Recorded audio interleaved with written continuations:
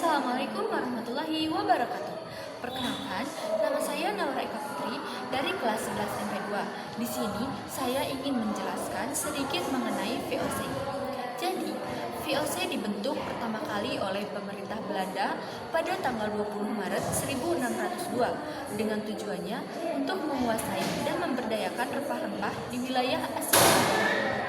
Belanda memiliki ambisi besar untuk menguasai rempah-rempah agar dapat bersaing dengan bangsa Eropa lainnya. Nah, di dalam VOC ini juga ada banyak sekali hak-hak oktroy.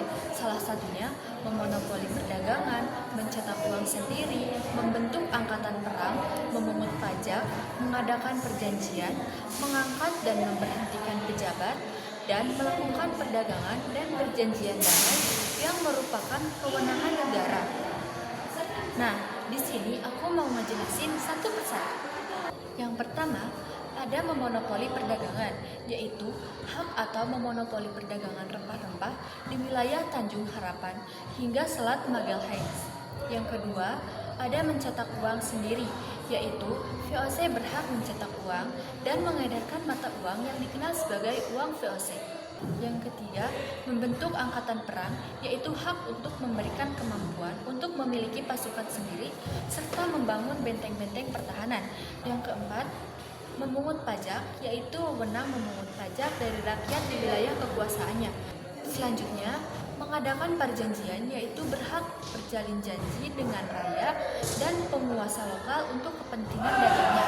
Dan yang terakhir, mengangkat dan memberhentikan pejabat, yaitu wewenang untuk mengangkat dan memberhentikan pejabat di wilayah termasuk penguasa. Nah, tentunya ada juga kebijakan-kebijakan VOC di Indonesia. Kebijakan VOC di Indonesia dibagi menjadi dua. Yang pertama ada kebijakan ekonomi, yaitu yang pertama tadi ada memonopoli perdagangan, yaitu memaksa petani lokal untuk menjual hasilnya kepada VOC. Yang kedua, ada penyerahan wajib, yaitu penduduk lokal diwajibkan menyerahkan sebagian hasil panen kepada VOC, bukan kepada pedagang lain. Jadi mereka dipaksa untuk menyerahkan semua dagangannya atau semua hasil panen mereka kepada VOC secara cuma-cuma. Yang ketiga, ada kontingenten, yaitu sistem pajak dalam bentuk hasil bumi yang dibayarkan rakyat kepada VOC seringkali tanpa ganti rugi meskipun gagal panen. Yang keempat, ada ekstripasi, yaitu pemusnahan tanaman rempah yang melebihi ketentuan VOC untuk menjaga harga tetap tinggi. Jadi, ketika ada panen yang melebihi ketentuan yang ditentukan oleh VOC, maka itu akan dimusnahkan. Mereka tidak mau ketika tanaman-tanaman atau rempah-rempah yang rakyat Indonesia tanam itu banyak sehingga harga jual akan menjadi rendah. Yang kelima, ada pelayaran murni, yaitu pelayaran bersenjata untuk menguasai perdagangan, menindak pelanggaran monopoli, dan melaksanakan kebijakan ekstripasi. Jadi, mereka berlayar bersenjata menguasai semua perdagangan sehingga tidak adanya yang tadi ekstripasi ke tanaman yang melebihi ketentuan.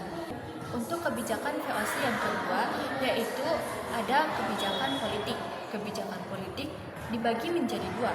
Yang pertama ada divide et impera, yaitu politik adu domba atau pecah belah untuk melemahkan kekuatan kerajaan lokal hingga mudah dikuasai. Yang kedua ada intervensi politik, yaitu intervensi politik terhadap politik lokal dan kerajaan yang ada untuk memperkuat kekuasaannya. Nah, dari yang tadi aku jelaskan, ada banyak penyebab runtuhnya VOC.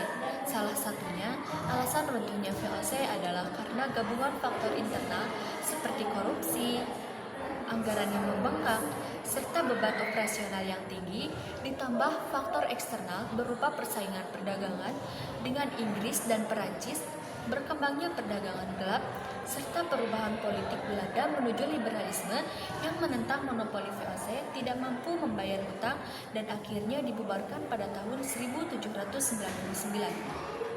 Nah, pesan yang bisa kita ambil dari peristiwa VOC ini adalah kekuatan dan kekuasaan yang besar tidak akan menghalangi masalah dan justru bisa menjadi sumbernya. Selain itu, peristiwa ini meningkatkan tentang pentingnya kemandirian dan persatuan dalam menghadapi kekuasaan asing. Nah, Di sini dijelaskan bahwa persatuan sangatlah penting bagi bangsa Indonesia karena dengan adanya persatuan kita bisa melawan penjajah yang akan muncul atau yang akan datang ke bangsa Indonesia. Mungkin hanya sekian yang bisa saya sampaikan. Mohon maaf atas segala kesalahan. Wassalamualaikum warahmatullahi wabarakatuh.